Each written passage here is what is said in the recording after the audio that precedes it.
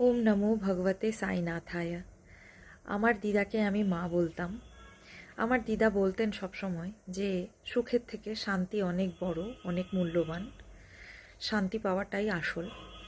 সাইকে পেয়ে এত শান্তি, এত তৃপ্তি, এত আনন্দ অনুভব করি। উনি যে সচ্চিদানন্দ, সেটা সব সময় অনুভব করি। আর কি চাইতে পারি আমি? শান্তির জন্য মানুষ লোটপোট হয়ে যাচ্ছে, কোথায় কোথায় ঘুরে বেড়াচ্ছে, কোন আশ্রম, কোন তীর্থ, কোন জায়গায় যাচ্ছে। শান্তির জন্যই মানুষ আবার এই জিনিস কিনছে, সেই জিনিস খাচ্ছে।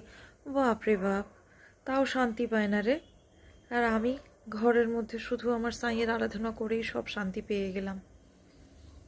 অকারণে আমি হয়তো এত লোকজনের কথা ভাবছি, লাভ হয়তো কিছুই নেই। কারণ নিজের স্যাটিসফ্যাকশান, নিজের শান্তি তো একটা আর্ট, সেটা তো ভেতর থেকে আসে। তুমি যখন যেই মুহূর্তে নিজের ভেতরে নিজের ঈশ্বরকে অনুভব করবে, সেটাই তখন ফাইনাল, ফুল অ্যান্ড ফাইনাল। এর চেয়ে বড় ঈশ্বরের অস্তিত্ব আর কোথাও কিছু হয় না।